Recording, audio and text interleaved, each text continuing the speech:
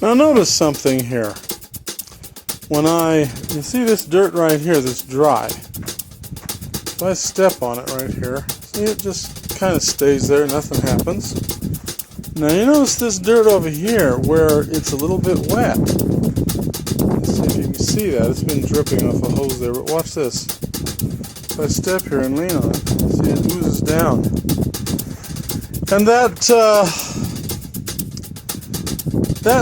phenomenon is something I underestimated when I put this together, and that's why I'm having these troubles. But I'm fixing it. That's what I call paying for a mistake.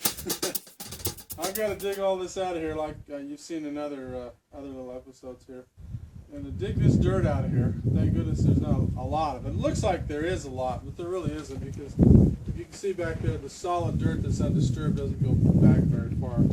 So I should have this out of here in a few hours, and then I can pull that one out and same thing, fix that, and then put the wall back up and get everything braced like this.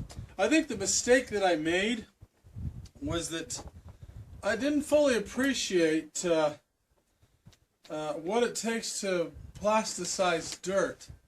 You know, when I first put the dirt back there, it was pretty dry, and I watered it down a little bit.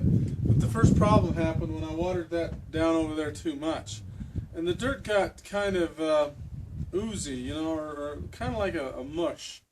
And I guess when it's a mush like that, it's very much like water in an aquarium. You know, the water at the bottom the water at the bottom of an aquarium tank. The pressure is about half a pound per foot. But if you get, for example, to show you what I mean, if you get a swimming pool or an aquarium or something, and say, you know, it's one of these big municipal ones where you're going to go see the sharks and stuff like that, and you got this window under there. If you ever notice one of those things, if you're looking at the window as you're watching the penguins or whatever it is swimming by, the glass in the window, or the plastic, whatever they're using, is pretty thick. It's really thick stuff. And the reason is this. Say you had a window, say this big, let's call it 4 feet. And say it's this big, tall, and that's 2 feet. And if you do the math on that, what happens is, that's 2 feet by 4 feet, 2 times 4, there's 16 square feet there. And there's 144 square inches per square feet. So if you multiply 16 times 144, and I can't do that in my head, so let's just round it off and say there's 2,000 square inches in there. Now, what happens if that window happens to be 10 feet below the surface of the water? Well, the pressure at 10 feet is about 5 pounds per square inch. Doesn't sound like much, but if you take 5 pounds per square inch times that window where you've got something like 2,000 square inches, 5 times 2,000 is 10,000 pounds. So what's pushing against that window, that whole 2 by 4 window, is 10,000 pounds of pressure. And that's why the glass is so thick. Well, I didn't fully appreciate when I put this together that the dirt would get that plastic.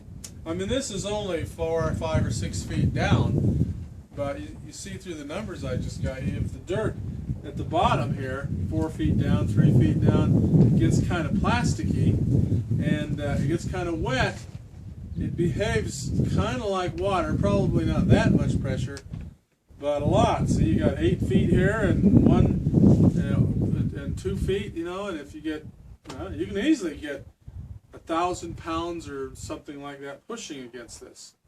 So that's why I didn't appreciate that. You know, I was thinking I could just get it put up and I could quickly throw the dirt behind it, and then I could pack it all down, and then I could weatherproof it, you know, and do the landscaping so that it never gets wet again. Well, it's 2 things wrong with that theory.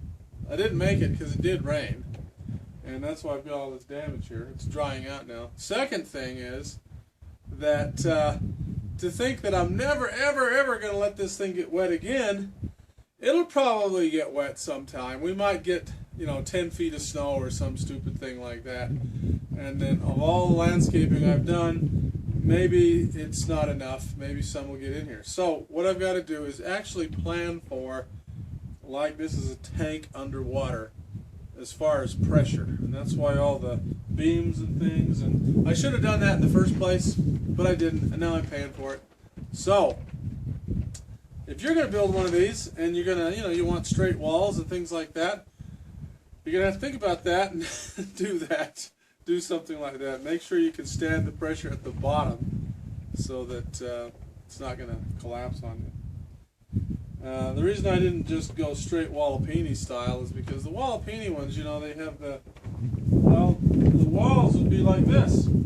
See how this is staying where it is by itself. The walls would have to be like 45 degrees or something like that. And that means that your working area, is not as big as your top area. And I didn't like that. And plus the fact that no matter what you do, this will always slough off some dirt. It'll slough something off all the time. Little bits will come off, so you'll constantly be cleaning this out. So that's the reason I went with the walls.